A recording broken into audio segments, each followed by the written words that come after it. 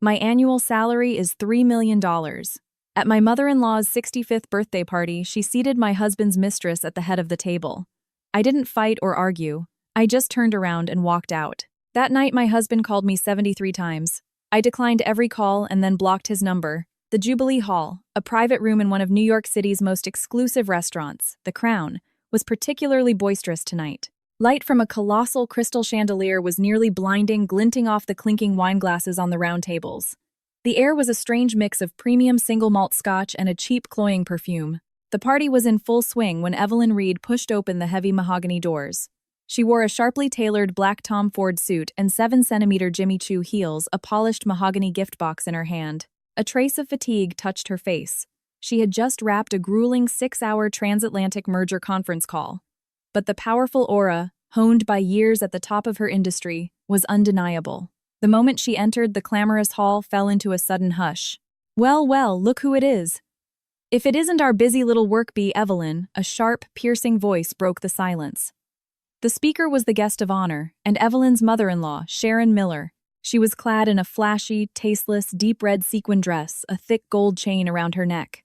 Her face was all smiles, but her eyes overflowed with displeasure. "Happy birthday, Sharon," Evelyn said, with a placid expression ignoring the barb in her tone. "There was a last-minute emergency at the firm. I'm sorry I'm late." She walked toward the main table holding the gift box. Inside was a vintage Cartier diamond brooch she'd won at auction. An exquisite piece worth over $150,000, enough for a down payment on a decent Manhattan apartment. But as she approached the main table, she froze. The 12-seat table was filled with the core members of the Miller family. And in the seat of honor next to her mother-in-law, the seat that should have been hers, sat a young woman, Chloe Sullivan, a new intern in her husband Michael Miller's department and, according to his recent comments, an indispensable new mentee. At this moment, Chloe was wearing a simple white dress, her long hair cascading over her shoulders, her makeup innocent and fresh. She looked every bit the pure, doe-eyed girl. She was carefully peeling a shrimp and placing it on Sharon's plate, their heads close together as if they were mother and daughter. And Evelyn's husband, Michael, was sitting right next to Chloe. A flash of panic crossed Michael's face when he saw Evelyn. He instinctively started to rise, but a sharp glance from Sharon made him sink back into his chair. "Evelyn, don't you blame me for not saving you a seat," Sharon said, slowly wiping her mouth with a napkin in a textbook display of passive aggression. "What could I do? You're such a big shot, I couldn't have dozens of people starving while they waited for you. Besides," she added, her eyes raking over Evelyn's suit, "you look like you're here for a hostile takeover, not a family dinner." Stifled chuckles rippled through the room. Evelyn's gaze swept coldly across the main table. There were no empty seats, not even an extra chair.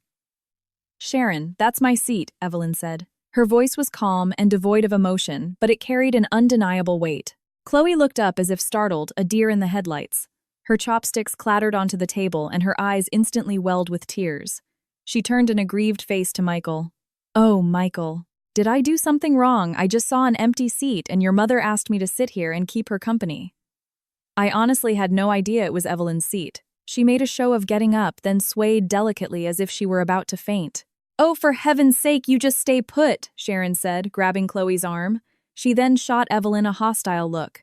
"I told Chloe to sit here. She has manners. She took the whole day off for my birthday to come and help with everything.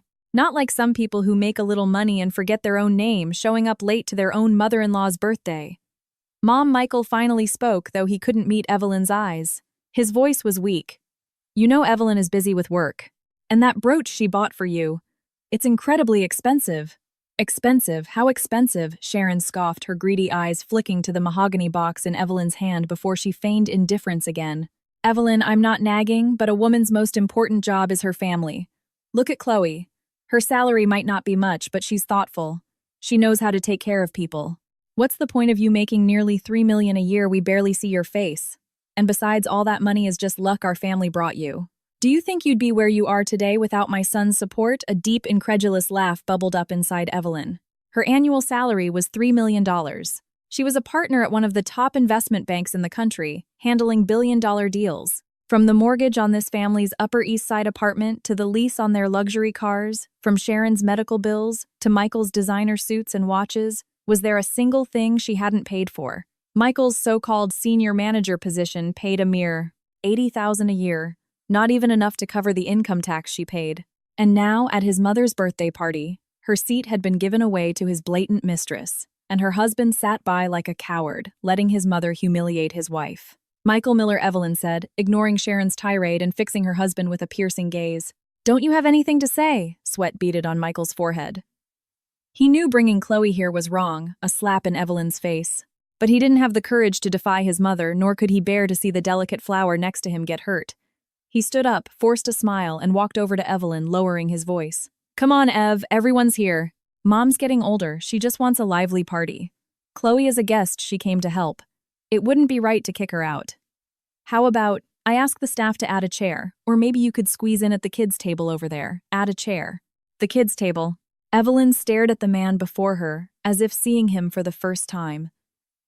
2 years ago, when she married him, she had been drawn to his earnestness, his gentle nature, his family-oriented values. She thought she could be the warrior outside, and he could provide emotional support at home, creating a kind of balance. Now she understood. It wasn't earnestness, it was weakness. It wasn't gentleness, it was spinelessness. And the so-called emotional support was just the hypocrisy of a man who complained about his meals while living a life of luxury funded by his wife. Evelyn's gaze traveled past Michael to Chloe. The young woman was hiding behind Sharon, a nearly imperceptible smirk of victory playing on her lips. Her eyes were filled with pride. It was the posture of a winner. Suddenly, Evelyn smiled. A dazzlingly beautiful smile, but one that was chilling to the bone. She didn't fly into a rage and flip the table as Sharon might have expected, nor did she get into a public argument as Michael had feared. She simply gave a slight nod and said in an unnervingly calm tone, If you think Miss Sullivan is more thoughtful and better suited for that seat, Mother, then, so be it. Sharon was taken aback for a moment, surprised that her usually formidable daughter-in-law was being so compliant. A satisfied cough escaped her lips, finally showing some sense. Now put the gift down and go sit over there. She pointed to a small, neglected table in the corner where a few noisy children were playing and some distant relatives were picking their teeth. Evelyn looked down at the mahogany box in her hand. Inside was the dazzling emerald green vintage Cartier brooch, a priceless piece of art. To acquire this birthday gift, she had called in 3 favors and incurred 2 debts. The gift, you say, Evelyn echoed softly. She raised her hand, extending the box toward Sharon. Sharon's eyes lit up as she reached out to take it. Well, at least you have some decency left. Just as Sharon's fingers were about to touch the box, Evelyn tilted her wrist and simply let it go. Thud. The heavy mahogany box landed squarely on the lid of a metal trash can next to the main table, making a dull, hollow sound. The entire room went dead silent. Sharon's hand froze in mid-air, the smile on her face instantly stiffening, then turning a shade of purple with rage. Oh, my hand slipped, Evelyn said coolly, not a hint of apology in her voice. But it doesn't matter. After all, if you think I'm such an ungrateful daughter-in-law, this gift would just be an eyesore. Since Miss Sullivan is so thoughtful, why don't you ask her to buy you a replacement? Without a second glance at the shocked faces, she turned to leave. Evelyn Reed, what is the meaning of this? You stop right there, Sharon, finally snapping out of her shock, slammed her hand on the table, trembling with fury. Are you rebelling? If you walk out that door today, don't you ever think of setting foot in the Miller house again? Michael rushed over in a panic to grab Evelyn's arm. Evelyn, what are you doing? It's Mom's birthday. Stop throwing a tantrum. Come back and apologize. Let go, Evelyn said, stopping. She turned her head, her gaze on Michael's hand as sharp as a razor blade. It was so cold that he instinctively released her. Michael Miller, Evelyn said, smoothing the sleeve he had wrinkled. Her voice rang out clearly in the quiet room. The Miller house. In case you've forgotten, I made the down payment on that house. I pay the mortgage. Even the villa your mother is currently living in is under my name, Evelyn Reed.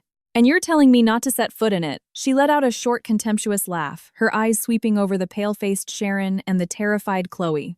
If I wanted to, I could have all of you out on the street by tomorrow. With that, she turned without a backward glance, pushed open the grand doors and strode out. Behind her, she could hear Sharon's hysterical curses and the sound of breaking plates. But none of it had anything to do with her anymore. Stepping out of the Crown, the cool late autumn night air hit her face. Evelyn took a deep breath, feeling the toxic energy in her chest finally begin to dissipate. A valet quickly brought her black Bentley Continental GT, respectfully holding the door open. Evelyn slid into the driver's seat. The heavy door shut, sealing off the noise of the outside world, but it couldn't block the frantic vibration of the phone on the passenger seat. The screen lit up and went dark over and over. The caller ID husband seemed like a sick joke. Evelyn didn't answer or decline. She just gave it a cold glance, started the engine, and pressed the accelerator. The W12 engine let out a low roar, and the black car shot forward like an arrow melting into the glittering river of New York City traffic. There was no music in the car, only the incessant buzzing of the phone on the leather seat, a perfect representation of Michael's panicked heart at that moment.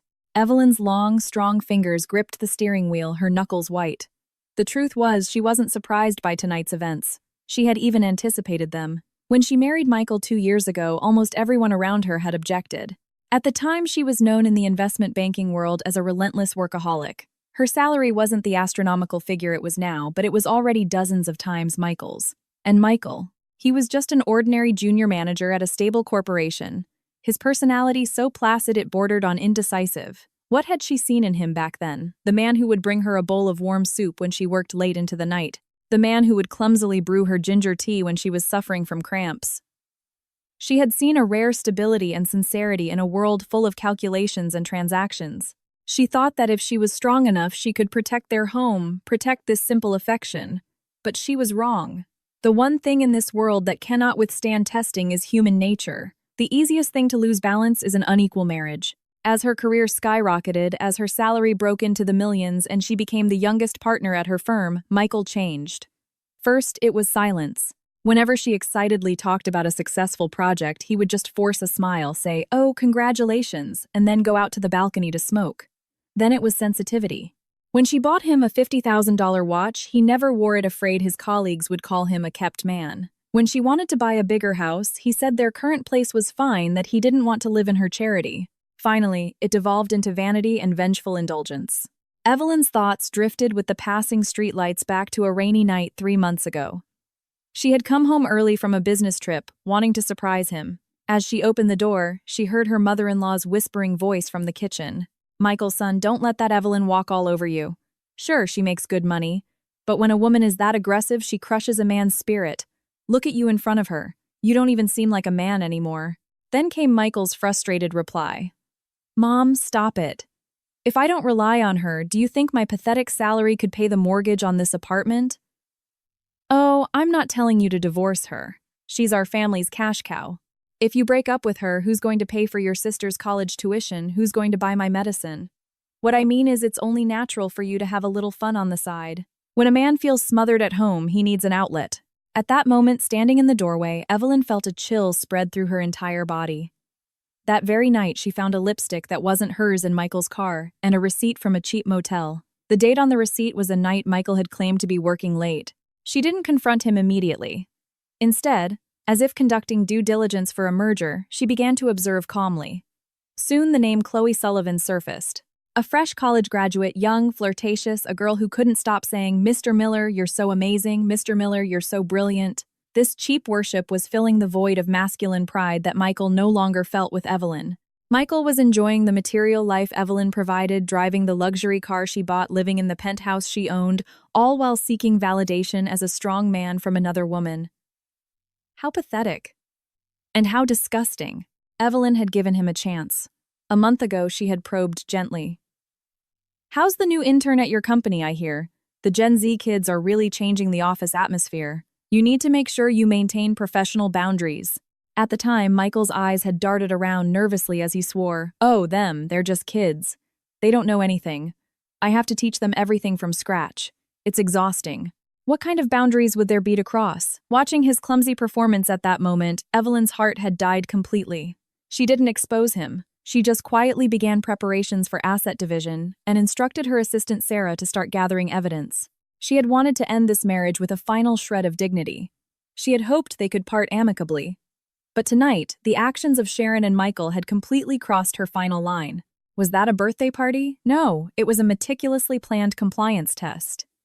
Sharon had deliberately invited the mistress, deliberately seated her at the head of the table to publicly humiliate Evelyn. It was to show her that in this family, no matter how much money she made, she had to bow to her mother-in-law.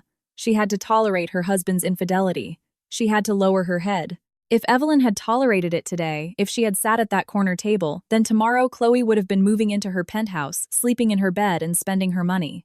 And that coward Michael, who stood by and said nothing, would probably have been gloating internally, thrilled that two women were finally fighting over him. Evelyn let out a cold laugh and sharply turned the wheel. The car slid into the underground parking garage of a five-star hotel. This was a long-term residence she kept in the city, known only to her assistant Sarah. The car stopped, the engine died. For a few seconds, the world was finally quiet. Then the phone on the passenger seat started vibrating madly again. Evelyn picked it up. The screen showed 72 missed calls. As she held it, the 73rd call came through. It was Michael again. Evelyn stared at the flashing name, the last bit of warmth in her eyes fading. She pressed the answer button, but said nothing. From the other end, Michael's anxious and slightly irritated voice burst out. "Evelyn, you finally answered. Do you have any idea how rude you were today?" Mom was so angry, her heart condition almost flared up. "Chloe has been crying nonstop, saying it's all her fault that you misunderstood. You need to come back right now. Even if you don't apologize, you need to come back and fix this situation. If you just leave like that, what will the relatives think? What will they think of our family? Of me." There was no concern for where she was. No question about whether she was safe. Only blame. Only his pride and his aggrieved little mistress. Evelyn listened quietly, a sneer forming on her lips. "Michael Miller," she said, her voice terrifyingly calm, cutting through his incessant complaints. "What? You have something to say. When are you coming back?" Michael paused, softening his tone slightly. "If you felt wronged, you could have come back, and I would have comforted you personally. Did you really have to make such a scene in front of everyone?" "There's no need," Evelyn said flatly. "What do you mean, no need? I don't need your comfort, and I don't need to go back."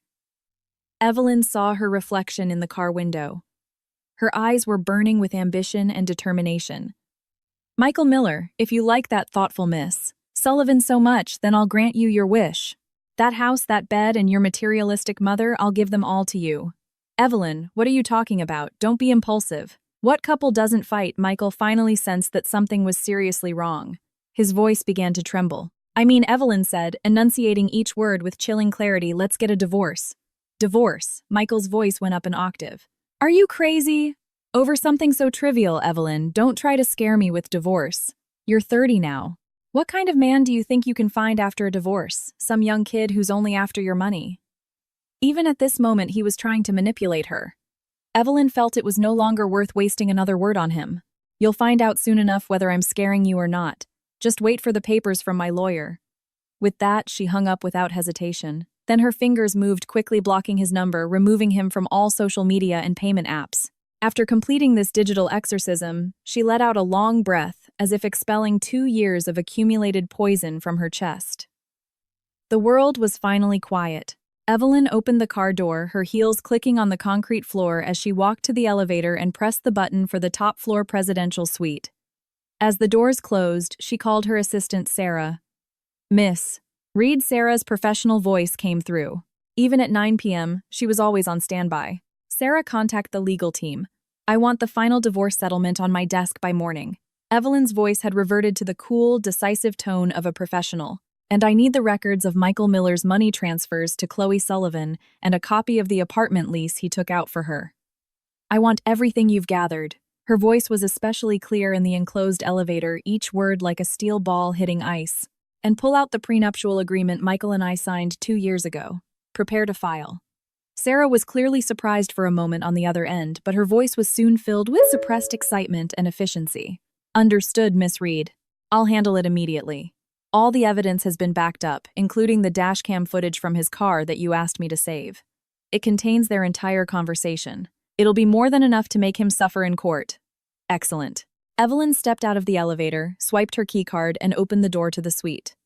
"Have everything on my desk by 9 a.m. tomorrow. Thanks for working late tonight. I'll triple your overtime." "Thank you, Miss Reed. It's my honor to serve you, especially for this." Sarah hung up quicker than usual, eager to begin the task of compiling the evidence that would destroy a cheating husband. Evelyn tossed her phone onto the sofa and kicked off her heels. Her bare feet sank into the soft wool carpet. There were no dramatic tears, no reaching for a bottle of wine. In a crisis, her professional instincts always took over. The top priority was always to minimize losses and launch a counterattack. She walked to the floor-to-ceiling windows and looked out over the vast, glittering expanse of the New York City nightscape. Many people thought she was a fool, blinded by love for marrying Michael, a man so beneath her.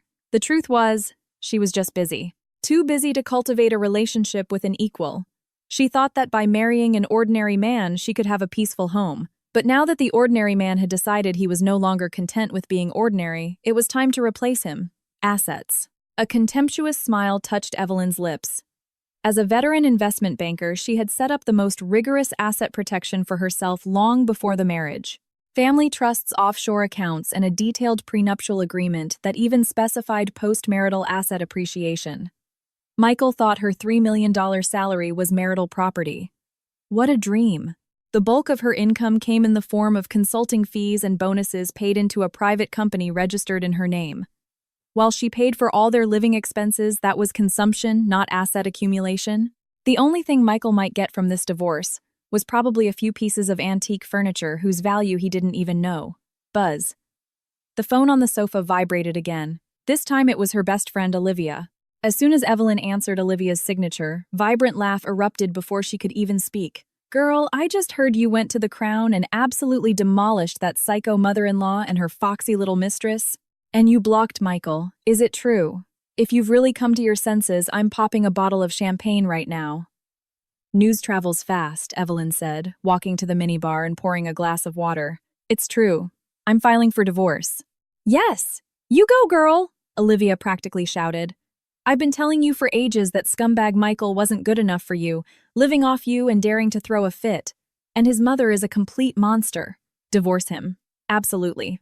Do you need a lawyer? I'll lend you my firm's entire legal department. Pick any of the best divorce attorneys in New York." "No need. My team is more than capable," Evelyn said, taking a sip of water. Her expression softened. "But there is one thing I need you to do. Anything. Just name it." "Spread a rumor for me," Evelyn said, her eyes narrowing as she watched the stream of headlights below. "That Evelyn Reed is struggling with domestic issues and it might affect her performance on the Olympus project." Olivia paused for a beat, then caught on. "You're fishing. Seeing how Michael will react when he thinks you're vulnerable? Or are you testing Sterling Enterprises' resolve?" both Evelyn said coldly. "And who knows what other rats it might draw out of the woodwork." After hanging up, Evelyn didn't rest. She opened her laptop, the blue light of the screen reflecting on her beautiful but cold face. The document title read, "Project Olympus, Key Risk Assessment for a $10 billion merger." This was her most important project of the year, involving over $30 billion in capital. If she pulled it off, her position in the industry would be unshakable. She would be a legend. Michael Miller, he was just a bad debt on the balance sheet of her life. It was time to write him off. Losing precious sleep over him wasn't worth it. At the same time, in the Miller family's luxury apartment, the atmosphere was suffocating. Sharon was slumped on the sofa, clutching her chest and groaning. On the table beside her, the spurned mahogany box sat like a silent mockery. That Evelyn Reed. So out of control. "How could she humiliate me like that in front of everyone?" Sharon whined, glaring at her son. "Michael, look at your wife. What kind of behavior is that? I'm her elder. What's so wrong with asking her to give up her seat? Chloe is such a sweet girl. Why is she so determined to bully her?" Chloe was perched on a small nearby chair, her eyes red, sniffling, quietly. "I'm so sorry, Mrs. Miller. It's all my fault. I shouldn't have gone. And I shouldn't have sat there. Evelyn must be angry because of me. Maybe I should call her and apologize. Apologize for what Chloe's words only fueled Sharon's anger. She grabbed Chloe's hand. "You did nothing wrong. It's her fault. So petty and jealous." "Michael, stop calling her. Let her stew for a few days." "I refuse to believe it. A 30-year-old woman threatening divorce. What's she going to do? After a few days, she'll come crawling back, begging for forgiveness." Michael clutched his phone, running a frustrated hand through his hair. The 74th call went straight to voicemail. His text messages were marked with a damning red exclamation point. "Mom, can you please be quiet for a minute?" he finally snapped. "Do you know how much that brooch cost? $150,000. And she just threw it away. That means she's serious this time. $150. 000.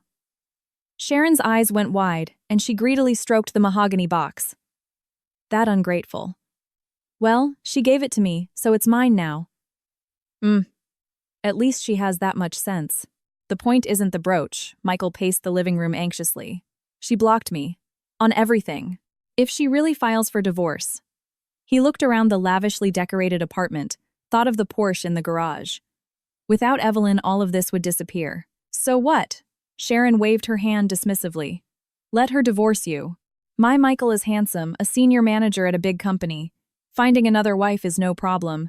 Besides, legally in a divorce, assets are split 50/50. She makes so much money you could get tens of millions. Then you can marry Chloe with that money. It'd be much better than living under her thumb, wouldn't it? At the mention of tens of millions, Chloe's previously downcast eyes lit up. She shyly glanced at Michael. An idea flashed through Michael's mind. Right. Evelyn was rich. Even in a divorce, he could get a massive settlement. With that kind of money, why did he need to cater to her? The thought made Michael's anxiety fade, replaced by a secret greed and misplaced confidence. Fine. Let her stew, Michael said through gritted teeth. I'll go to her office tomorrow. I'd like to see her dare to kick me her own husband out in front of all her employees. The next morning, in the heart of New York's financial district, Evelyn, dressed in a crisp white power suit and flawless makeup, strode into her company's lobby. The entire hall seemed to brighten with her presence. Good morning, Miss Reed. Morning, Miss Reed. Employees paused to greet her, their eyes filled with awe. Evelyn gave a slight nod, walking with an unwavering pace toward her private elevator.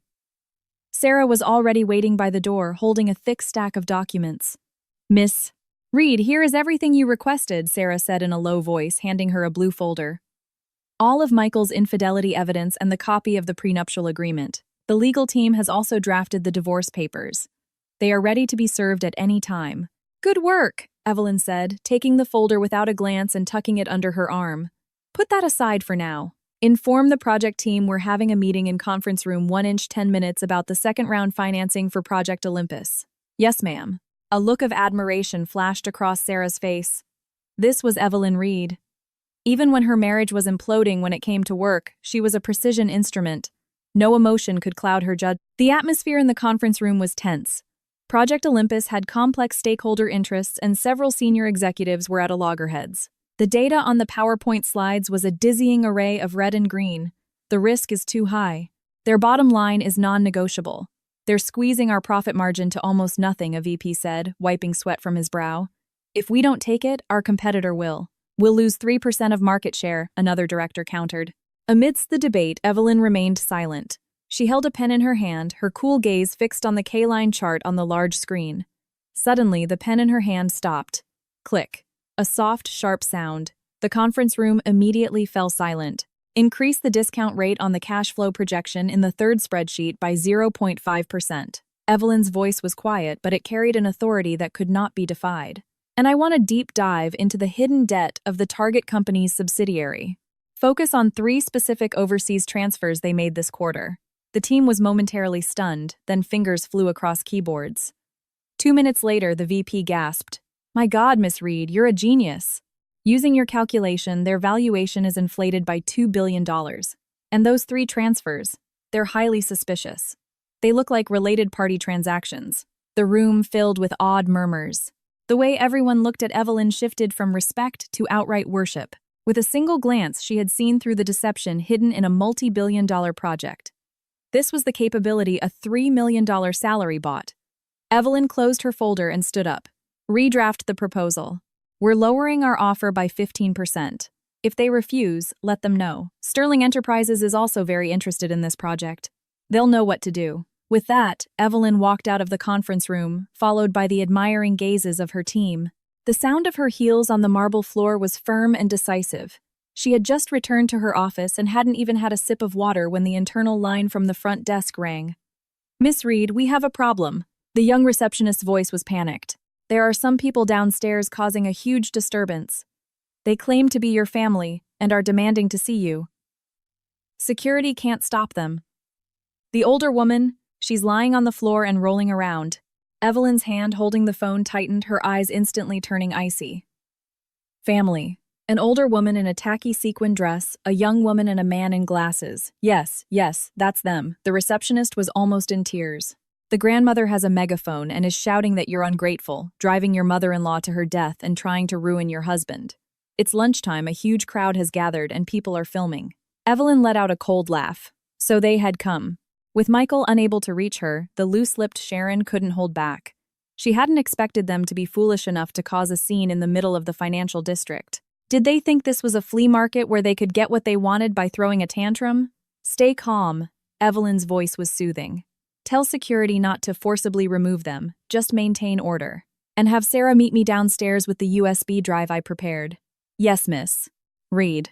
Hanging up, Evelyn walked to the full-length mirror and adjusted her collar.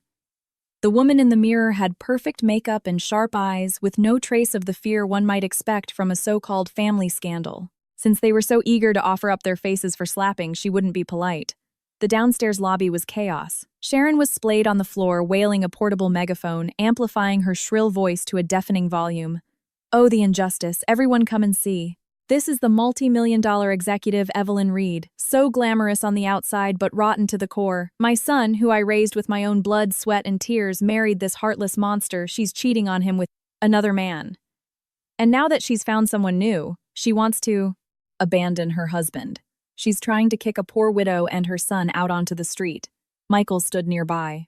Though embarrassed, he thought of the tens of millions his mother had mentioned and played his part, a weary and sad expression on his face. Chloe perfectly embodied the role of the wronged young woman supporting Sharon and dabbing at her eyes as she faced the crowd. Missus Miller, please don't cry. You have to think of your health. I'm sure Evelyn is just confused right now. She's so successful, she probably looks down on ordinary people like us. The crowd of onlookers grew their whispers, turning into judgments. Wow, isn't that Evelyn Reed, the goddess of investment banking? I can't believe her private life is like this. You really can't judge a book by its cover. Trying to evict her own mother-in-law. Look at that poor old woman. Guess it's not easy being married to a powerful woman. The tide of public opinion was turning in Sharon's favor. Just then, the automatic glass doors of the lobby slid open. The crisp sound of heels cut through the noise. Evelyn appeared flanked by 4 security guards and her assistant Sarah. She stood backlit, her posture perfect, her presence so overwhelming that the surrounding chatter immediately died down. Seeing Evelyn, Sharon's energy surged.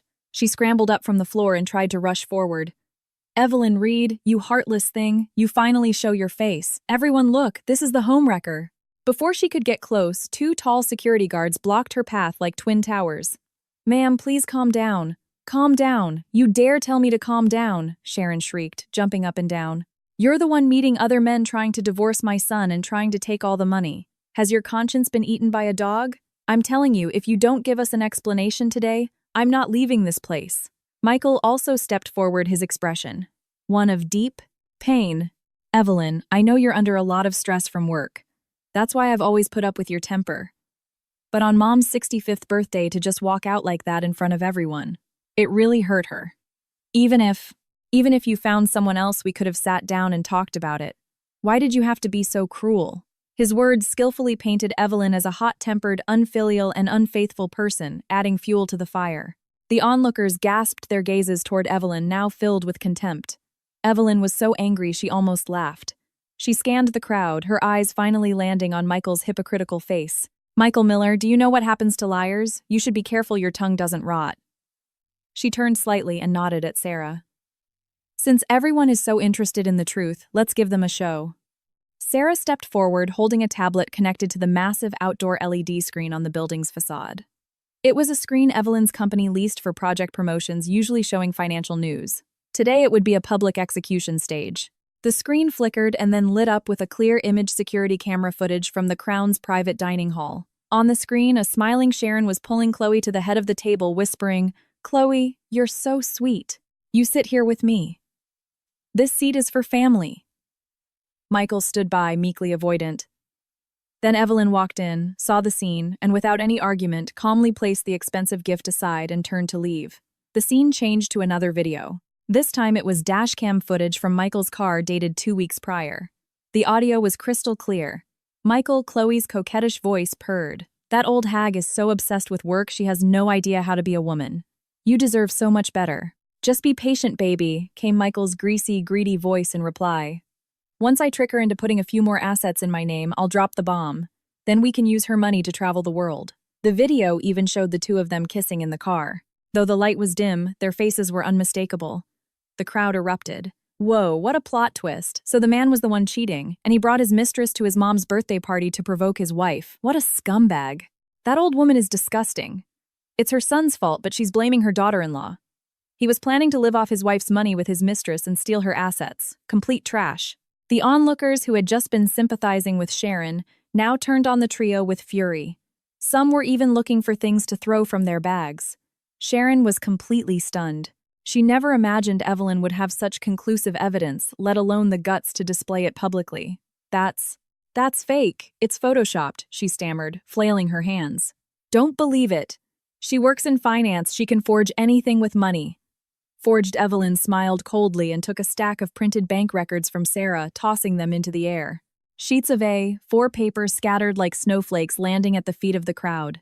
These are the transaction records from the last 2 years, showing how Michael Miller used his position to embezzle our joint funds to buy luxury goods, lease an apartment, and even pay for Chloe Sullivan's plastic surgery. Evelyn's voice rang out, clear and powerful. Every transaction is stamped by the bank. Feel free to verify. Someone picked up a sheet. My God, he spent $5,000 in 1 month. The note says, for baby's new bag. How much does this guy even make? Michael's face was ashen. His knees buckled and he almost collapsed. It was over. Completely over. His reputation, his job, his entire foothold in this city all crumbled at that moment. Chloe was even more terrified, desperately using her handbag to hide her face, afraid of being recognized and doxxed online. Evelyn walked down the steps. The sound of her heels was like a countdown to Michael's ruin. She stopped in front of him, her eyes icy as she looked down at him. Michael Miller, my annual salary is $3 million. Do I need to trick you to get what I want? You, on the other hand, used my money to support your mistress and tried to frame me. Have you no shame? Michael's lips trembled. He couldn't say a word. Evelyn then turned to the still quivering Sharon. You call me unfilial. That brooch was worth $150,000. A gift I went out of my way to have blessed for you. But since you feel I'm so ungrateful, she turned to her assistant. Sarah, contact the auction house. We're recalling the gift. It was never officially transferred, and it was purchased with income from my premarital assets. You dare, Sharon shrieked at the thought of losing the brooch. It was her nest egg for the rest of her life. Just watch me, Evelyn said coldly. Furthermore, I've already filed a lawsuit for defamation, public disturbance, and potentially bigamy. The 3 of you can just wait for your summons. With that, Evelyn paid the trio no more attention. She turned to the security guards. If they cause any more trouble, report them to the police immediately. And save a copy of this surveillance footage. It will make for excellent evidence in court. Yes, ma'am, the guards replied in unison. Evelyn turned with Sarah and walked back into the building, leaving a decisive, powerful silhouette for the crowd. Behind her, the sound of the onlookers' curses raining down on the Miller family, and Sharon's desperate sobs could be heard. Back in her office, Sarah's face was flushed with excitement. Miss Reed, that was amazing. You should have seen that old woman's face at the end. She looked like she'd swallowed a fly. The video has already gone viral online. Public opinion is completely on your side. Evelyn sat down in her large executive chair, her expression still calm. This was an expected victory, nothing worth over-celebrating. This is just the beginning, Evelyn said, opening her laptop and pulling up the Project Olympus file. For someone like Michael, losing his reputation and money was a fate worse than death. But it wasn't enough. Her fingers tapped the keyboard a few times, sending an email. Sarah, schedule a meeting for me with the CEO of Michael Miller's company. Tell them I'd like to discuss a potential business partnership. But first I'd like to understand their company policy on employee ethics and risk management. Sarah stiffened, then her eyes lit up with understanding. Right away, Miss Reed. This was adding insult to injury. You're truly ruthless, Miss Reed. Michael's company was a small firm that relied on a few major clients. If they learned that Michael had offended an industry titan like Evelyn Reed and was embroiled in a financial and moral scandal, they would have no choice but to fire him to protect themselves. Just business, Evelyn waved her hand, her focus already back on the dense data on her screen. In this high-risk world, mercy was the greatest form of cruelty to oneself. Since Michael chose betrayal, he had to be prepared for the devastating consequences. Downstairs, the crowd finally dispersed. Michael sat on the edge of a planter, completely dazed, his tie askew as if he'd been in a fight. Sharon was still muttering curses nearby. That damn Evelyn Reed. How could she be so heartless? My brooch, my money. Chloe stood to the side, looking at the pathetic mother-son duo, no longer bothering to hide her contempt. She thought Michael could handle Evelyn or at least secure a massive settlement. Now, not only was there no money, but she was also caught up in the scandal. Several colleagues had already texted her asking if she was the shameless mistress in the video. Her reputation at the company was ruined. "Michael Miller, you said you could handle her," Chloe finally shrieked. "Now look, the whole world knows I'm a mistress. How am I supposed to show my face anywhere?" Michael jumped to his feet, glaring at her with bloodshot eyes. "You dare blame me? If you hadn't insisted on sitting in that seat at dinner, would any of this have happened? My fault." Chloe pointed at herself in disbelief. "Your mother told me to sit there. It's all because you're incompetent. You can't even control your own wife. You had to lean on me. Now that things have gone wrong, it's my fault. Shut up." Michael stood up and raised his hand as if to strike her. "Go on, hit me." "I dare you," Chloe said, jutting her face forward. "Michael Miller, if I happen to be pregnant with your child, you'll regret it for the rest of your life." Even though it was a fabrication, the mention of a child made Michael's hand freeze in midair. Just then, his phone rang. It was the head of HR from his company. A sense of doom churned in Michael's stomach. He answered with a trembling hand.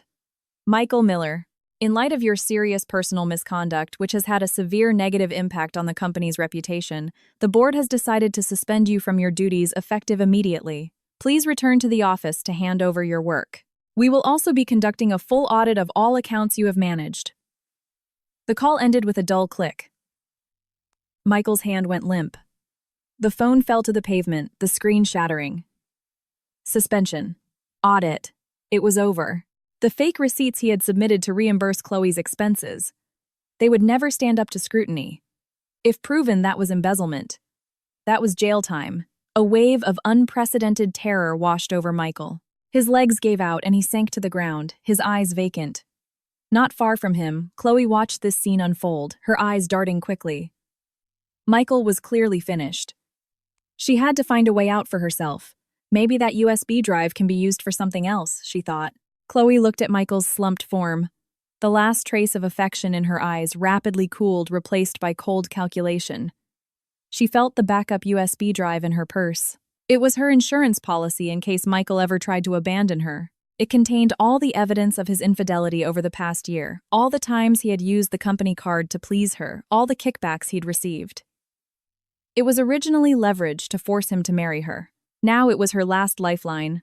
Chloe's voice was suddenly sharp and cold. Michael, still reeling from the shock of his suspension, looked up blankly. "Chloe, what are we going to do?" "They're going to audit the books. Those receipts. Those receipts were signed by you. What do they have to do with me?" Chloe took a step back, crossing her arms and looking down on him. "Michael Miller, my career is gone, and the apartment belongs to Evelyn Reed. What do you have left? Nothing but a mountain of debt."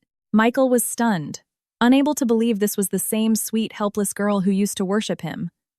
"Chloe, what are you saying? We're in this together." "Who's in this with you?" Chloe sneered, not bothering to hide her contempt. "I'm the victim here. An innocent young woman who was deceived and emotionally manipulated by her married boss.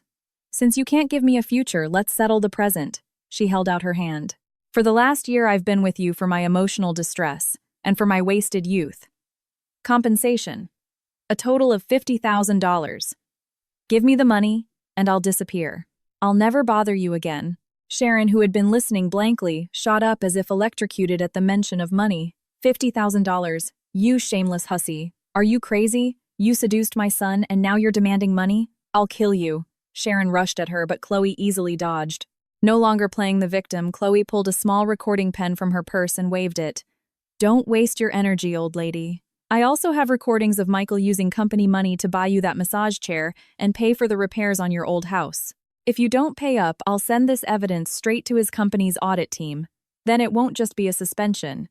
You can look forward to visiting your son in prison." Her words struck Michael like a lightning bolt. He trembled, pointing a shaking finger at Chloe. You planned this from the beginning. What choice did I have? A woman like Evelyn Reed is too powerful. To play in her league, I needed an insurance policy," Chloe said, primping her hair and reverting to a smug attitude. "I'll give you 3 days, $50,000 in my account, or we both go down together." With that, she turned and walked away from the mess, ignoring Sharon's wails and Michael's desperate gasps, leaving Michael and his mother like two piles of trash abandoned in the glittering financial plaza. Meanwhile, on the 38th floor of the office building, an atmosphere of quiet victory prevailed. Evelyn stood by the window looking down at the ant-like crowd scattering below a cup of black coffee in her hand, her face impassive. "Miss, Reed, that was a magnificent victory, Sarah said, still giddy with excitement. The PR team says public opinion is completely on our side. Several media outlets want an exclusive interview about how a modern woman should handle a marital crisis. Decline them all, Evelyn said, turning and placing the cup on her desk. I don't need to sell a sob story or build a personal brand. I need results. Of course. Sarah immediately switched to a serious tone, pulling out her scheduler. Regarding Project Olympus, the key meeting is at 2 p.m. this afternoon. It was originally scheduled with the VP of Sterling Enterprises, but we just received notice that the chairman, Mr. Alexander Sterling himself, will be attending in person. At the mention of that name, Evelyn's hand, which had been flipping through a file, paused. Alexander Sterling, the legend who had returned from Wall Street. Known for his ruthless methods and unparalleled vision, he had tripled Sterling Enterprises' market value in just 3 years. Rumor had it he was cold and difficult to work with, but held immense respect for those with proven talent. Mr. Sterling is coming himself, Evelyn raised an eyebrow. It seems he's very serious about this project. Yes. And Sarah hesitated, then lowered her voice. I've heard that Mr. Sterling was already familiar with your work from your time overseas. He specifically requested to meet with the head of the project in person. A spark of challenge flickered in Evelyn's eyes. Compared to dealing with a man like Michael, a high-stakes negotiation with a worthy opponent was what truly excited her. Prepare the materials. We leave in 10 minutes. 2 p.m. Sterling Enterprises headquarters top-floor conference room. Evelyn and her team walked in punctually. She had changed into a sleek white pantsuit, her hair pulled back in an elegant chignon revealing her long, graceful neck. She exuded a cool, authoritative presence. Across the long conference table sat a man in a dark gray bespoke suit. Unlike the others, he wasn't sitting stiffly upright, but was leaning back in his chair, casually toying with a fountain pen. At the sound of the door opening, he slowly looked up. Their eyes met. For a brief second, Evelyn felt her heart skip a beat. The man had strong, defined features. His deep brown eyes were like a bottomless pool, analytical and sharp, but as they met, hers a barely perceptible smile touched their corners. Miss Reed. It's an honor to finally meet you, Alexander Sterling said, standing up and extending a hand with gentlemanly grace. Mr. Sterling, the pleasure is all mine, Evelyn replied, shaking his hand. His palm was broad and dry, the grip firm and respectful. As the meeting began, Evelyn demonstrated the absolute mastery that had made her a top partner. From macroeconomic analysis to project risk assessment and detailed financial modeling, she spoke fluently the data at her fingertips, her logic irrefutable. She deftly handled several sharp questions from the Sterling team and even turned the tables by pointing out flaws in their existing proposal. The room was filled only with her clear, powerful voice and the rustle of papers. Alexander remained mostly silent, just watching her. His gaze was focused and deep, as if he weren't observing a business partner but appraising a rare masterpiece. As the meeting drew to a close, Evelyn closed her file and looked confidently at the head of the table. Mr. Sterling, this is our proposal. I trust you won't find a firm in this city better equipped to handle Project Olympus. A short silence fell over the room. All eyes turned to Alexander, awaiting his final decision. He put down his pen, a faint smile on his lips. Miss Reed, your proposal is indeed flawless. However, his tone shifted, his gaze becoming more meaningful. I hear you're currently dealing with some personal matters. I need to know if this will affect the project's timeline. Sterling Enterprises can't afford a partner who is distracted by domestic issues.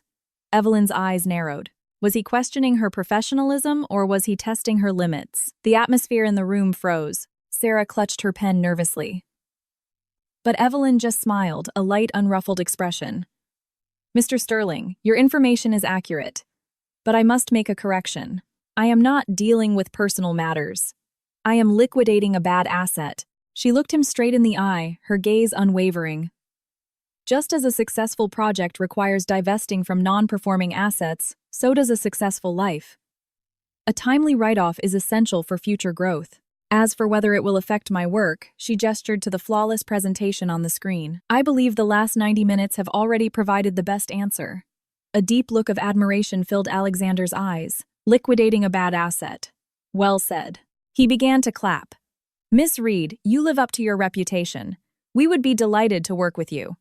Following his lead, the room erupted in thunderous applause. Evelyn let out a quiet breath, the tension in her shoulders finally easing. After the meeting, as Evelyn was about to leave, Alexander stopped her. Miss Reed, if you're not busy, might I treat you to dinner tonight? There are a few details I'd like to discuss one-on-one. Evelyn's first instinct was to refuse, but considering the deal had just been sealed, she knew that relationship management was key. She nodded. I'd be honored. Meanwhile, on another side of the city, Michael Miller was hitting one dead end after another. To raise Chloe's blackmail money, he called every friend in his contact list. Hey Mark, it's Michael. Listen, I'm in a bit of a tight spot, was wondering if you could lend me some. Click. Yo, Steve, remember that project last year? I really helped you out. Mike, you know the market. Times are tough for me too. Gotta go.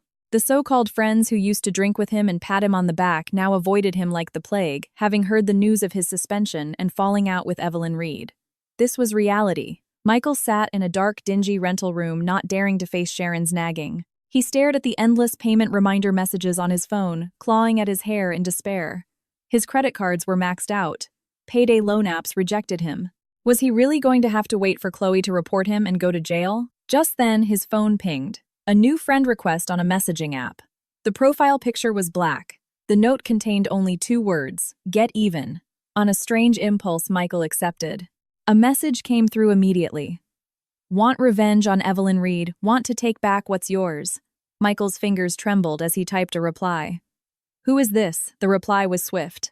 The enemy of my enemy is my friend. I know Evelyn Reed is having dinner with the chairman of Sterling Enterprises at Cloud9 tonight. This is your last chance. Either beg her for forgiveness or ruin her. A photo followed showing Evelyn and Alexander walking out of an office building side by side. They looked like the perfect power couple. Alexander was even holding the car door open for her. The image stabbed at Michael's eyes. Jealousy, rage, and bitterness roiled in his chest, twisting his face into a grotesque mask. Why? Why was his life in ruins while that woman could so casually move on to a bigger, better prospect? You did this to me, Evelyn Reed. Michael stared at the screen, a crazed light in his eyes. He fumbled in a drawer and pulled out a box cutter he used for opening packages. Slipping it into his pocket, he pulled on a baseball cap and melted into the night. At Cloud9 restaurant, the soft strains of a violin filled the air. It was one of the city's top French restaurants with a stunning view of the river. Alexander was elegantly cutting his steak, making light conversation. I hear you're a wine connoisseur, Miss Reed. I happen to have a few bottles of Romanée Conti in my cellar. I'll have them sent over for you to sample sometime. Evelyn took a sip of red wine and politely declined. That's very generous of you, Mr. Sterling, but I couldn't possibly accept. Besides, for a newly single woman, accepting such an expensive gift might not be appropriate. Alexander put down his silverware and dabbed his lips with a napkin. His gaze was intense. It is precisely because you are newly single, Miss Reed, that I have a reason to give you gifts. Don't you agree? His words were direct and bold. Evelyn was taken aback for a moment, then smiled. Mr. Sterling, are you hitting on me? And what if I am? Alexander leaned forward slightly, his powerful presence enveloping her. An exceptional woman like you deserves to be treated better. You shouldn't be held back by garbage. Evelyn's heart fluttered. She hadn't expected him to be so straightforward. Just as she was about to reply, a commotion erupted at the restaurant's entrance. Sir, you can't go in there, sir, a waiter's urgent voice cried. A man with disheveled hair and bloodshot eyes brandishing a gleaming box cutter burst into the dining room. It was Michael. His eyes immediately locked onto the radiant Evelyn by the window and the distinguished man sitting across from her. The stark contrast shattered his last shred of sanity. Evelyn Reed, you bitch, cheating on me with another man, Michael roared, charging toward them like a mad dog. The blade was aimed straight at Evelyn's face. Look out, it all happened too fast. All Evelyn could see was the glint of the blade as her body froze. At the last second, a tall figure lunged in front of her. Swish. The sound of a blade tearing through fabric and flesh was shockingly loud in the quiet restaurant. Alexander let out a pained grunt. With his other hand, he chopped down on Michael's wrist, sending the box cutter clattering to the floor. He then kicked out, sending Michael flying into a nearby table, shattering bottles and glasses. Security, call the police. Alexander roared, his voice uncharacteristically furious. Evelyn, still in shock, looked up. Blood was rapidly soaking the sleeve of his white shirt, a horrifying red stain spreading. Mr. Sterling, you're hurt. Evelyn's face went pale as she rushed to support him. But Alexander seemed to feel no pain. He wrapped his other arm around her protectively. Are you all right? He didn't get you, did he? He asked, his eyes filled with desperate concern. Looking into his eyes, Evelyn's long-steeled heart trembled violently. Michael, pinned to the floor by security guards, saw this and let out a desperate, crazed laugh. "Ha ha ha, you're worried about him, Evelyn Reed. You're actually worried about another man.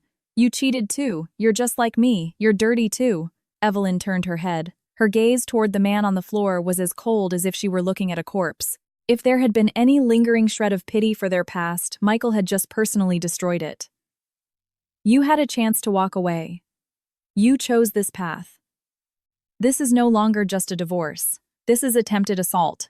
Michael Miller, I hope you enjoy the rest of your life in a prison cell." 10 minutes later, outside, Cloud9 police sirens tore through the night. Several armed officers stormed the restaurant and subdued the screaming Michael. The cold click of handcuffs sealed his fate. "Let me go. I was framed. It was a domestic dispute. You can't arrest me," Michael struggled, his face pressed against the cold marble floor, his features twisted demonically. "Evelyn Reed, you venomous snake! You'll rot in hell!" Evelyn stood watching coldly, not even looking at him directly. She turned her full attention on Alexander's bleeding arm, her voice trembling slightly. "Sarah, cooperate with the police, provide the security footage. We're pressing charges for attempted murder. And call an ambulance. Right now." "We don't need an ambulance, it'll be too slow," Alexander said. Though his face was pale, he was surprisingly calm. He gently patted Evelyn's shoulder with his uninjured hand. "My driver is downstairs. Let's go to the nearest private hospital."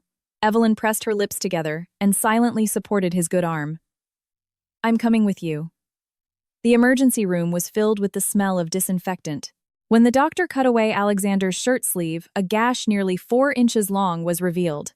The cut was deep, the flesh torn. Evelyn gasped at the gruesome sight, her heart feeling as if it were being squeezed by an invisible hand. If that blade had hit her face, the consequences would have been unimaginable. "This is going to sting, Mr. Sterling. It needs stitches," the doctor said, wincing sympathetically. But Alexander didn't flinch. His gaze was fixed on Evelyn, who stood beside him, pale and trembling. He managed a faint smile. "Miss Reed, don't look like I'm about to lose an arm. A small wound in exchange for your safety. That's a bargain." Evelyn's head was spinning. Her eyes met his deep sea-like gaze. There was no self-congratulation, no calculation, only raw sincerity and palpable concern. "Alexander," she said, her voice hoarse as she took a deep breath. "Why would you do that? That was a knife, not a toy." For a moment there, Michael really wanted to kill me.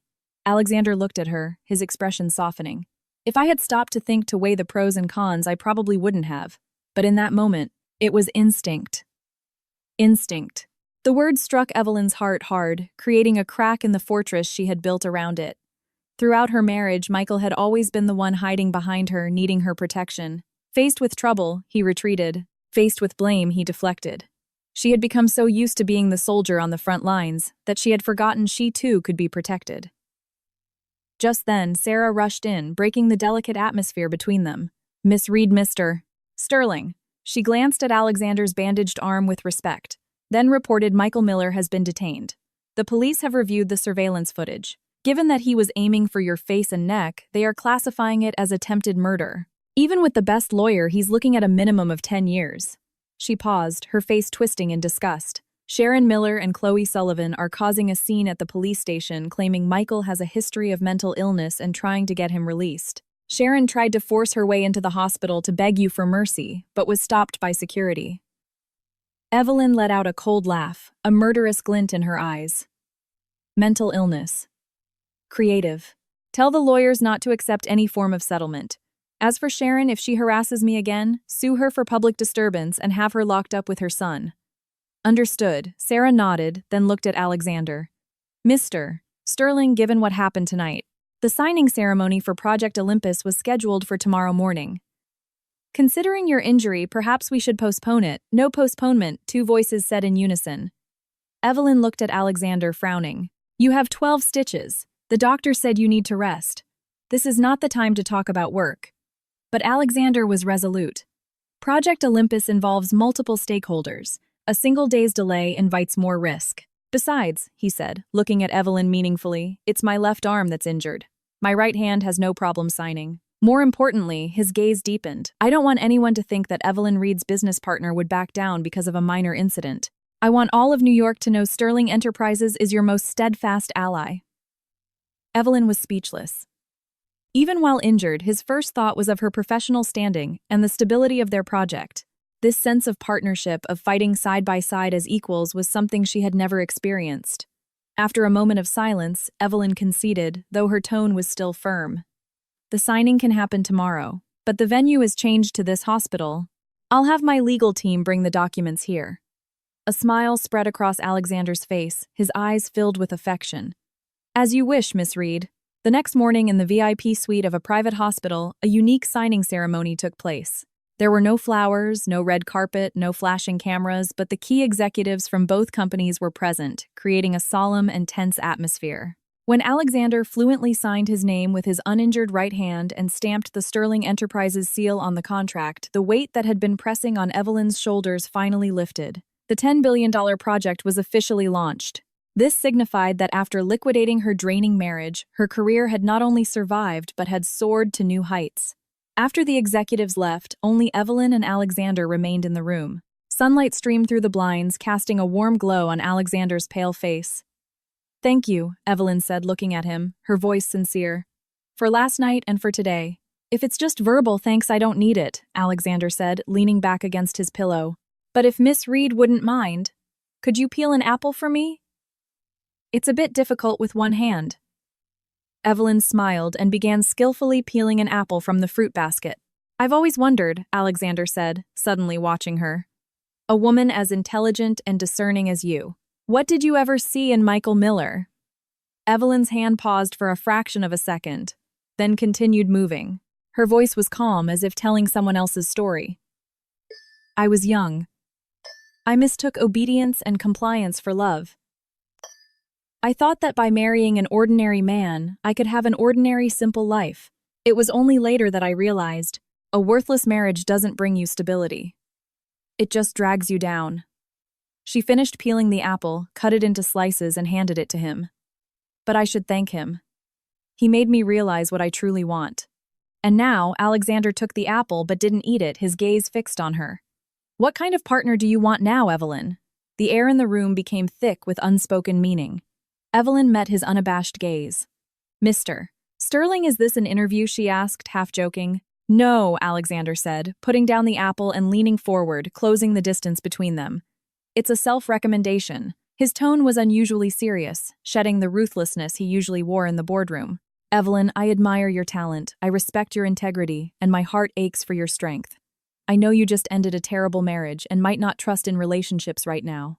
That's fine. I'm not in a hurry." He held out his uninjured right hand, palm up. "I'm not asking for an immediate answer, nor do I expect you to depend on me. I just hope that on the road ahead, whether it's the storms of the business world or the trials of life, you will grant me the privilege of standing by your side. As your equal. As your partner. Will you give me a chance to earn you?" The sun outside was bright. Evelyn looked at the strong hand offered to her. The image of him protecting her without hesitation, of him defending her in the conference room, flashed through her mind. This was the man she deserved. Not an emotional leech who only knew how to take, but a partner who understood her ambition, respected her soul, and was willing to shield her. Slowly, she placed her hand in his. It wasn't an explicit yes, but the warmth of his touch said everything. "Alexander," she said, a smile finally reaching her eyes. A genuine, relaxed, and radiant smile, the first since her divorce. "The probation period will be very strict." "Are you ready?" Alexander enveloped her hand in his, eyes dancing. "At your service, my queen." While a new chapter was beginning for them, Michael Miller was experiencing his own personal hell in a holding cell. As a suspect in a violent crime, he was in a special ward. The iron doors were always locked, with only a small, high window letting in a sliver of light. "Let me out! I was set up! It was a momentary lapse. I want to see my lawyer," Michael screamed, shaking the bars. "Quiet down," a guard banged on the door with his baton. "No one in here cares about your excuses. The evidence for attempted murder is solid. Get ready to rot in here." Michael slid to the floor, clutching his head. How had it come to this? Just a few days ago, he was the enviable Michael Miller, with a wife who earned millions and a beautiful young mistress. Now his wife was gone, his mistress had vanished, his job was lost, and he was facing a long prison sentence. "Mom, save me," he sobbed, snot and tears smearing his face. Unfortunately, his mother Sharon, the person he was counting on, was currently surrounded by loan sharks in front of her own house. They were the men Michael had borrowed from to buy Chloe bags.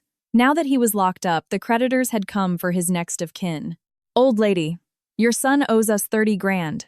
With interest, that's 50,000. If you don't pay up today, we're taking this house tattooed," men yelled, banging on her door. Sharon cowered inside, too terrified to even scream. This was karma. For years, they had taken advantage of Evelyn's kindness and generosity, trampling on her dignity without a second thought. Now the consequences had come back like a boomerang, hitting them exactly where it hurt the most. 2 weeks later, Evelyn had just finished a long international video conference and was leaving the room, massaging her temples. Sarah immediately approached her, a strange expression on her face. "Miss Reed, there's someone waiting for you downstairs." Who? Evelyn took the glass of warm water Sarah handed her. "It's Michael Miller," Sarah whispered. "Security won't let him up, but he's been kneeling in the lobby for almost 2 hours. It's causing quite a scene. He says if he can't see you, he'll kneel there until he dies." Evelyn paused, a cold, ironic glint in her eye. Kneel until he dies. The old soft-hearted Evelyn might have felt a spark of pity, might have let him up just to keep up appearances. But the new Evelyn found it simply ridiculous. "Let him kneel," she said, turning back toward her office. "Tell security that if he obstructs business operations, they should call the police." "But Miss Reed," Sarah hesitated, following her. "It's closing time, a lot of employees are talking. And I hear he looks terrible. Someone took a video and put it online. Most of the comments are condemning him, but a few soft-hearted people are saying, 'You're being too cruel.'" Evelyn stopped and turned her gaze cold. "Cruel, Sarah. You need to remember this, Mercy. To your enemy is cruelty to yourself. But since he's so desperate to see me, let's grant him his wish." She straightened her impeccable suit, fully exuding her aura of authority, and headed for the lobby. During the evening rush hour, Michael Miller was kneeling on the polished marble floor of the corporate lobby. All his former arrogance was gone. The designer suit Evelyn had once bought him was now a rumpled, stained rag. He was unshaven, his eyes sunken. He looked 10 years older. Employees walked past, pointing and whispering. "Isn't that the cheating husband from last time? How can he be so shameless as to show his face? Here I heard he got fired and is drowning in debt. Serves him right. To have a wife like Reed and throw it all away for an intern. What an idiot." Michael heard the whispers, and shame burned him. But he didn't dare get up. This was his last chance. The past 2 weeks had been a fall from grace. He was detained for assault, then released on bail, but his company immediately fired him and blacklisted him throughout the industry for his embezzlement and misconduct. The loan sharks were even more terrifying. To pay them back, he sold his car and even stole the deed to Sharon's old house to use as collateral, but it was a drop in the bucket. And that damn Chloe had disappeared with his money, rumored to be working in some sleazy club down south. He had nothing left. He had no choice but to come back like a stray dog and beg Evelyn. Michael's eyes lit up as he saw the authoritative figure emerge from the elevator. He crawled forward on his knees. "Evelyn, you've finally come to see me." Evelyn stopped 3 meters away, looking down at him as if he were a piece of non-recyclable trash. "Michael Miller, if you're here to film a melodrama, you've picked the wrong audience." Her voice was quiet, but it had the authority to silence the bustling lobby. "Evelyn, I was wrong." "I was so wrong," Michael cried, tears streaming down his face. "I've had a lot of time to think. I was a fool. I was bewitched by that witch, Chloe. I've completely cut ties with her. All I can think about now is how good you were to me. Let's start over, please." He tried to grab the hem of her suit, but a security guard quickly stopped him. "Start over," Evelyn laughed as if she had heard the world's biggest joke. "Michael Miller, do you have amnesia? 2 weeks ago in that restaurant when you rushed at me with a knife, were you thinking about starting over then? Or does your starting over just mean finding an ATM to pay off your debts?" His true motives, exposed, Michael's face fell. "No, that's not it. I really love you, Evelyn. We were married for 3 years. For the sake of our past, please just give me one more chance. I swear I'll listen to you. I'll be your slave." "Stop," Evelyn cut him off coldly. "Your love is too cheap for me to afford. And as for our 3 years..." She took a step forward, the sound of her heels on the floor like blows to Michael's heart. "On my mother-in-law's birthday, when I was being humiliated by everyone, when your mother was treating your mistress like a guest of honor, you stood by and said nothing. At that moment, our 3-year history died. Michael Miller, adults have to pay the price for their choices. You chose betrayal and vanity, and now you have to live with the consequence of having nothing. Don't you dare dream that I will be your savior." She turned to the head of security. "From now on, if this man appears within 500 meters of this building, report him to the police immediately and press charges for harassment. And save today's security footage. If any misleading rumors appear online, we will take legal action." "Yes, Miss Reed," the guard replied crisply. At his signal, several guards moved in, grabbed Michael, and began to drag him out like a sack of garbage. "Evelyn Reed, you can't be so heartless. You'll regret this. I'm your husband." Michael's desperate screams echoed through the lobby, but they no longer stirred a single emotion in Evelyn's heart. She turned and walked to her private elevator. Sarah followed closely, her eyes shining with adoration. "Miss Reed, that was just epic. That's exactly how you deal with trash like him." Evelyn's expression was placid, as if she had just dealt with a minor inconvenience. "Epic. That was just loss management." The elevator doors closed, shutting out the noise. Evelyn looked at her sharp professional reflection in the mirrored walls and let out a long, slow breath. It was finally completely over. With the Michael Miller saga behind her, Evelyn had little time for reflection. Project Olympus was entering a crucial phase. At 8 p.m. in Alexander Sterling's office, he was reviewing a progress report sent by Evelyn. The bandage on his arm was gone, replaced by a small, waterproof dressing. "Your efficiency is truly remarkable, Miss Reed," he said, closing the file and looking up with a smile. "In just 2 weeks, not only have you won over the most difficult investors, but you've also secured government permits ahead of schedule." "You flatter me, Mr. Sterling." "With Sterling Enterprises investment, it's my duty to deliver satisfactory results," Evelyn replied, professionally, though her tone was softer than before. During his recovery, Alexander had quietly used his resources to clear obstacles for her, a silent, powerful support that gave her a sense of security she had never felt before. "Now that work is out of the way, shall we move on to personal matters?" Alexander's tone shifted. He stood up and leaned against his desk, a casual posture. Evelyn raised an eyebrow. "Personal matters. I heard Michael Miller caused a scene at your office today," Alexander said lightly, though a cold glint appeared in his eyes. "Do I need to have someone create some more trouble for him? Perhaps his loan sharks could be a bit more persistent." Evelyn smiled. "You're very well informed, but it's fine, thank you. He's a social pariah now. Not worth you dirtying your hands. Besides," she added, meeting his gaze, "I've already given him my final answer. From now on, our lives are parallel lines that will never intersect."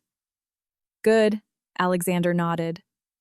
He pulled a small, elegant velvet box from his pocket and handed it to her. "What's this?" Evelyn asked, surprised. "Open it." She took the box and opened it. Inside was a stunning, uniquely designed diamond necklace. The main stone was a rare pink diamond surrounded by smaller white diamonds in the shape of a soaring phoenix. "I bought it at an overseas auction. It's called Phoenix Ascent," Alexander said, his gaze deep and steady. "I thought it was a perfect fit for you right now. Reborn from the ashes, more brilliant than ever before." Evelyn's heart trembled. Phoenix Ascent. This wasn't just a necklace. It was proof of his understanding of her journey. He understood her pain, but more importantly, he understood her pride. "Alexander, this is too much," she said instinctively, trying to refuse. "Accept it," he said, placing his hand over hers. His palm was warm. "Consider it a gift to celebrate the successful first phase of Project Olympus, or a small bribe during my probation period." His deep eyes were filled with a playful, affectionate light. Evelyn looked at him, the defensive walls around her heart softening once again. She took the necklace, and instead of refusing, she turned, lifted her hair, and exposed her elegant nape. "In that case, would you put it on for me?" A smile bloomed in Alexander's eyes. He took the necklace and gently fastened it around her neck. The tips of his fingers brushed against her warm skin, sending a subtle spark between them. Click. The clasp was fastened. He didn't immediately pull away, instead leaning in to whisper in her ear, "It's beautiful. You're even more beautiful wearing it, Evelyn." The warm breath on her ear sent a blush creeping up her cheeks. Just then, there was a knock on the office door. "Mr. Sterling, there's an urgent document that needs your signature." The door opened, and Alexander's secretary saw the intimate scene, nearly dropping her file. She immediately turned around, covering her eyes. "I'm so sorry, I saw nothing. Please continue." The door closed with a soft thud. Evelyn cleared her throat and tried to step back, but Alexander gently wrapped an arm around her waist. "Why are you running away?" he murmured with a low chuckle. Since we've already been misunderstood, why don't we make it real? Evelyn gave him a mock stern look. Mr. Sterling, this is your office. Then let's go somewhere else, he agreed. I heard there's a new French restaurant by the river. Would you do me the honor? Evelyn looked at his hopeful expression and finally smiled. All right, but I'm paying this time. I have to compensate for such an expensive gift. The honor is all mine. In another corner of the city, in a dilapidated apartment, Michael lay on a musty mattress, staring blankly at the ceiling. A loud bang came from the door, accompanied by vulgar curses. Michael Miller, you have the guts to borrow money. You better have the guts to open the door. I know you're in there. If you don't pay up, I'll kill you, Michael flinched, pulling the covers over his head and trembling. He regretted it. He truly regretted it. If he hadn't been so foolish, if he had just stood up for Evelyn once at that dinner, he would still be Michael Miller, the respected husband of Miss Reed, living in a penthouse, driving a sports car, the envy of all. But now it was all gone. And his mother, Sharon, the person he thought was his last hope, was currently in the living room, weeping amidst the wreckage and spewing curses. That heartless Evelyn Reed, that ungrateful monster, watching us suffer and not lifting a finger. I should have stopped Michael from marrying such a tyrannical woman in the first place. If he had married a submissive woman, even if we were poor, we wouldn't be in this mess. She still didn't understand. It was never Evelyn's strength that drove them to this point. It was their own endless greed and shamelessness. Hearing his mother's cries, Michael's irritation boiled over. He kicked off the covers and stormed out. Stop crying! You're so loud! If you hadn't insisted on seating Chloe in that chair, if you hadn't been so determined to crush Evelyn's spirit, would I be in this situation? This is all your fault. You ruined me. Sharon looked at him stunned. You're blaming me. You ungrateful child. Who was I doing it for? To save your face. To let you stand above that woman. You're the one who's too weak to control your own wife, and now you're blaming your mother. Why is my life so miserable? Their argument mingled with the banging on the door, echoing in the cramped, squalid room. A symphony of irony and absurdity. This was the dignity they had schemed to obtain, the ending they had so carefully engineered. Across the city, in a glittering French restaurant, Evelyn raised her glass and gently clinked it against Alexander's. The red wine swirled, reflecting her confident, serene smile. The past was dead. The future was bright. At that moment, she was finally and completely free from the tumor that was the Miller family striding confidently toward her own brilliant destiny. The candlelight in the French restaurant flickered, illuminating Evelyn's elegant face. She swirled the red wine in her glass, looking at the sophisticated man across from her. The last dregs of negativity from the Michael Miller affair finally gone. What are you thinking about? Alexander asked. He had already cut his own steak and casually swapped plates with her. Nothing, Evelyn shook her head, spearing a tender piece of beef. Just that tomorrow the court summons will be delivered to Michael Miller. It's time for this farce to officially end. Alexander's eyes twinkled. He raised his glass to her. Then allow me to be the first to toast to Miss Reed's impending freedom. Clink. The clear sound echoed in the quiet restaurant, marking the collapse of an old order and the beginning of a new life. The next morning at the New York County Supreme Court. Despite Michael's desperate attempts to delay his appearance by feigning illness, Evelyn's formidable legal team easily thwarted his maneuvers. In court, Michael wore the same rumpled suit, looking gaunt and hollow-eyed. In the gallery, Sharon sat on the edge of her seat, her eyes fixed on her son, muttering, useless, completely useless. Evelyn, in a crisp white pantsuit with her hair in an elegant updo, exuded an aura of untouchable class and cold confidence. She sat at the plaintiff's table, not once, glancing at Michael. Your Honor, Evelyn's lawyer, announced in a clear, ringing voice. Regarding the defendant Michael Miller's fault in the breakdown of the marriage, his improper disposal of marital assets, and his severe misconduct, the plaintiff's side has submitted complete and irrefutable evidence. Exhibit A. Records of the defendant's one-year affair with a third party, Chloe Sullivan, including text messages, hotel receipts, and numerous intimate photographs. Exhibit B. Bank transaction records showing the defendant's unauthorized withdrawal of over $320,000 from the plaintiff Evelyn Reed's personal accounts for luxury purchases and personal expenses for the third party. Exhibit C. The official police report and medical assessment of the defendant's attempted assault with a deadly weapon. As the lawyer spoke, the evidence was displayed on a large screen. Each photo, each transaction record was like a resounding slap across Michael's face. Gasps and murmurs erupted from the gallery, and Michael wished the floor would swallow him whole. No. That's not true, he stammered. I was tricked. That money, it was a loan. A loan, Evelyn's lawyer scoffed. Do you have a promissory note, Mr. Miller, a repayment plan? Do you call buying Hermes bags and diamond rings for your mistress with your wife's hard-earned money a loan? Michael was speechless, his face turning a deep shade of purple. Sharon couldn't hold back. That was living expenses. I'm his mother. What's wrong with a wife's money being used for family? It's only natural. Order, the judge banged his gavel. Any further outbursts from the gallery will result in removal. Sharon shrank back silenced but shot a venomous glare at Evelyn. The rest of the trial was a one-sided slaughter. Michael's bargain bin lawyer was powerless against the mountain of evidence weekly repeating requests for mediation. The defendant's actions constitute a serious breach of marital duty. The judge read the final verdict, each word a death sentence for Michael. In light of the existing prenuptial agreement, the defendant's status as the at-fault party, and the malicious transfer of assets, the court rules as follows. 1. The divorce between the plaintiff Evelyn Reed and the defendant Michael Miller is granted. 2.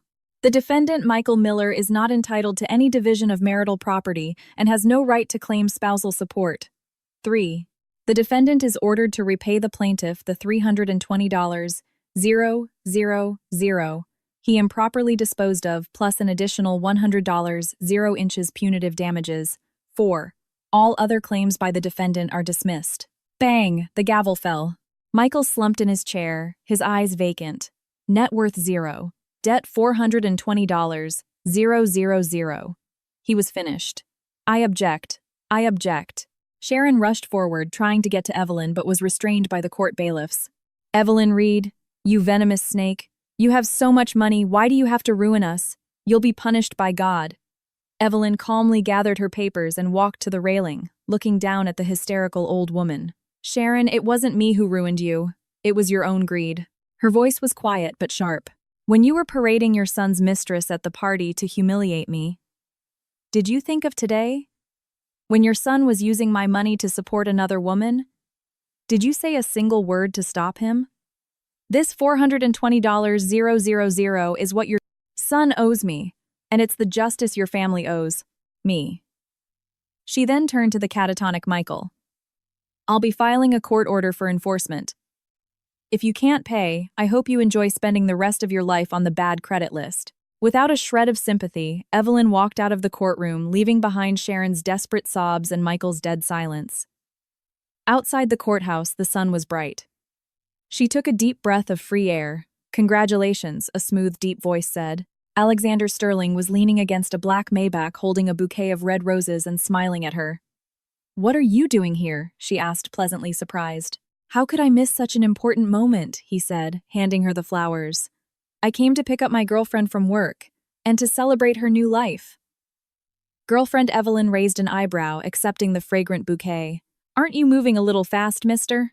Sterling, not at all, Alexander said, gently tucking a stray strand of hair behind her ear. I've waited long enough. Any longer and someone else might beat me to it. Evelyn laughed, a bright, genuine sound. She linked her arm through his. All right then, boyfriend. Where are we eating? My treat. Anywhere, as long as I'm with you. As they walked away, a disheveled Michael stumbled out of the courthouse and saw them. The sight of Evelyn, the woman who once adored him now, laughing happily with a man 1,000 times his superior, was a dagger to his heart. He was nothing but trash discarded on the roadside. What are you looking at? Haven't you embarrassed us enough? Sharon slapped his back. Start thinking about how you're going to get that money. It's over $400,000. If we don't pay it, we'll be begging on the streets. Michael staggered, then turned. The last thread of affection for his mother snapped. Money, money, that's all you care about, he roared, his eyes bloodshot. If you hadn't made such a scene, if you hadn't sided with Chloe, would I be here today? Now I have nothing. Are you happy now? Sharon, shocked, speechless, sank onto the steps and began to wail. Oh, my miserable life, I raised an ungrateful snake, can't even handle his own life, and he blames his mother. Passers-by stared at the spectacle. Disgusted by the farce, Michael didn't bother to help her up. He just turned and stumbled away into the crowd, a man with no home to return to.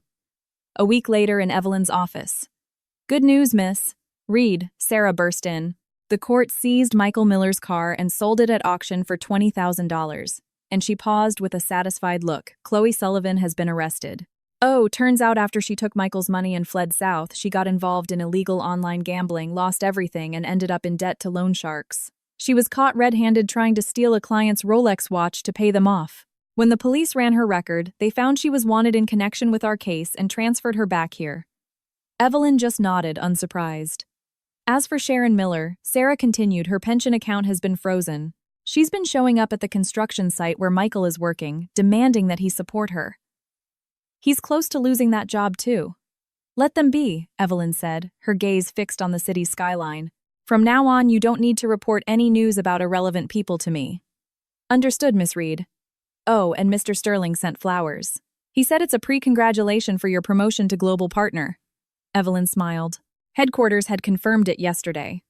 In light of the monumental success of Project Olympus, she was being promoted to a position overseeing the entire Asia-Pacific region. Her salary would double. She was no longer the daughter-in-law who endured humiliation. She was the queen of her industry. That evening, the familiar Maybach was waiting for her outside. Alexander stood by the car looking impossibly handsome. Tired? He asked, taking her briefcase. A little, she said, linking her arm through his. What's the special occasion? There's somewhere I want to take you. The car stopped at a private marina. A luxurious white yacht named Phoenix was docked. I told you you're like a phoenix rising, Alexander said, leading her onto the boat. A promotion gift. I figured you'd prefer the freedom to go anywhere over jewelry. Standing on the deck, the wind in her hair, watching the city lights glitter on the water, all the pain and betrayal of the past seemed to melt away. Thank you, Alexander, she said, her voice thick with emotion. Thank you for coming into my life. He wrapped his arms around her from behind. I should be thanking you, Evelyn, for being so brilliant, and for giving me a chance. He held her close. The past is over. From now on, you have me, your career, and all the beauty in the world. We have a long, wonderful future ahead of us. Evelyn closed her eyes and leaned back into his embrace, a blissful smile on her face. Yes, a long, wonderful future. The submissive woman she once was gone. In her place stood a woman in complete control of her own destiny, with a love who was her equal. This was the life she deserved. The dark, musty apartment smelled of instant noodles. Sharon clutched the final enforcement notice from the court, her eyes crazed. Mom, stop staring at it, Michael said, walking in with 2 cheap beers.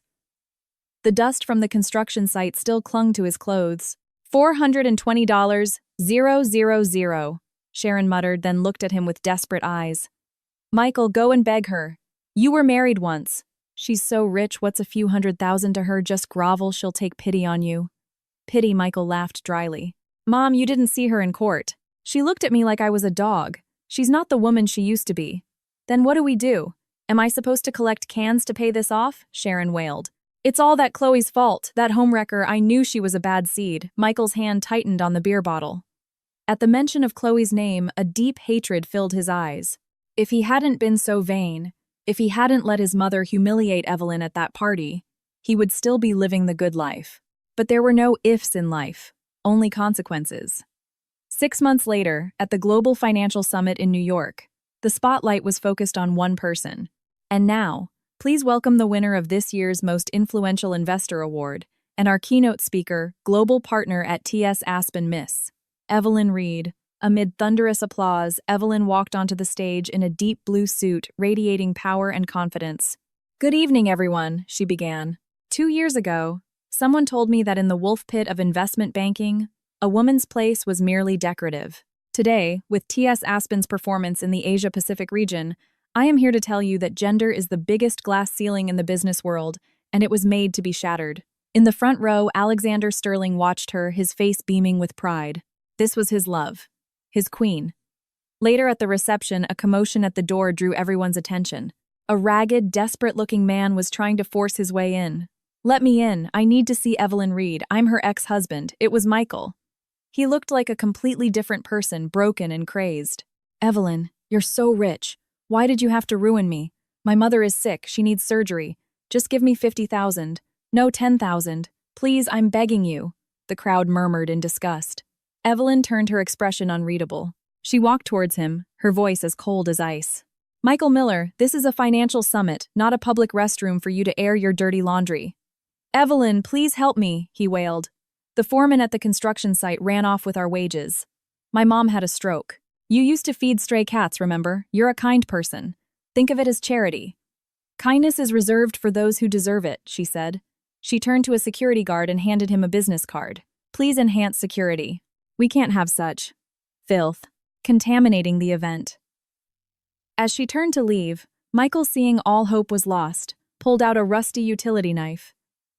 If you won't let me live, then we all die, he screamed, lunging at her. In a flash, Alexander was there.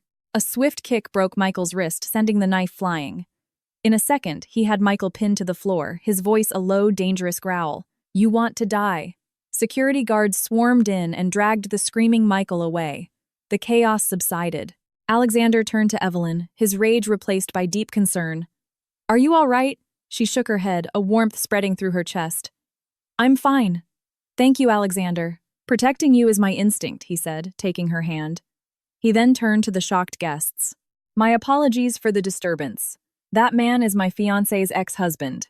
As you can see, her decision to leave him was the best decision she ever made. Fiancée Evelyn looked at him surprised. Alexander smiled, and then dropped to one knee. He opened a small velvet box, revealing a brilliant pink diamond ring. Evelyn, I was going to wait, but that moment just now made me realize I don't want to wait another second. I want to officially stand by your side to protect you from every storm. Will you marry me? Tears filled Evelyn's eyes. This man had healed her, had shown her what true love and partnership were. The room erupted in applause. Marry him, marry him. With a radiant smile, she nodded. Yes. A month later, Michael Miller was sentenced to 5 years in prison for attempted murder. Sharon, homeless and alone, ended up in a public shelter. Chloe was still serving time for theft. The villains had received their just desserts. And Evelyn stood in the T.S. Aspen headquarters, looking out over the city. On her desk lay a wedding invitation, with her and Alexander's names. Her phone rang. It was a text from Olivia. Yes, girl. This is the ultimate girl boss ending. So proud of you, Evelyn smiled. Alexander appeared in the doorway, the sunlight framing him like a halo.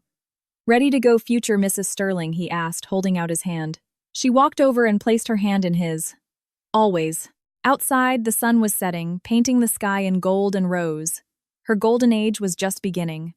1 year later, the wedding of the century was taking place at the peninsula. The guest list was a who's who of the business world. Evelyn, in a breathtaking custom-made gown, walked down the aisle toward Alexander. 2 years ago, she had walked out of a party alone in humiliation. Today, she was walking toward her future, surrounded by love and respect. As they exchanged rings, she whispered, "Thank you for showing me that the best love is a partnership, an equal footing where we build each other up." In a grim corner of the city, in a prison visitation room, Sharon looked at the hollowed-out shell of her son. "Michael, my son," she sobbed. "I'm living in a basement eating scraps." "Isn't that what you wanted, Mom?" he replied, his voice dead. "You're the one who started all this. You ruined me." The visitation time was over. As Sharon walked out of the prison, the news on a public screen showed Evelyn's wedding. The headline read, "Queen of Investing Evelyn Reed marries Sterling Group, gives billions in dowry." Sharon stared at the screen, tears of bitter regret streaming down her face. If only she had shown her daughter-in-law an ounce of respect. In another part of the city, Chloe was washing hair in a cheap salon, her hands rough and chapped from the harsh shampoo. She saw the same news report, the same beautiful bride. The cheap towel in her hands fell to the floor. The woman she once scorned was now living a fairy tale, while she who had bet everything on her youth and cunning was trapped in a nightmare. 5 years later, Evelyn, now a legend in her field, was wrapping up a meeting. "Miss Reed, here is the schedule for the next quarter," said her assistant Sarah, now a senior partner herself, placing it on her desk. Evelyn smiled. "And please cancel my appointments for tonight. It's my daughter's birthday." Just then, the door burst open and a little girl in a pink dress ran in. Mommy Evelyn's face lit up as she scooped her daughter into her arms. "Sweetheart, what are you doing here? Daddy's here to pick you up." Alexander stood in the doorway, holding Evelyn's favorite matcha cake. He had only grown more handsome with age. "Mrs. Sterling, would you care to join me for dinner?" he asked with a warm smile. Evelyn, holding her daughter, walked over and kissed him. "The honor is all mine." Outside the window, the setting sun bathed the city in gold. The pain of the past was long gone, replaced by a look more brilliant and fulfilling than she could have ever imagined. She had learned that true strength was not about never getting hurt, but about carrying your scars and still running forward. And that true happiness was not about relying on someone, but about knowing you had your own bread and finding a wonderful person to share it with. This was Evelyn Reed's perfect ending.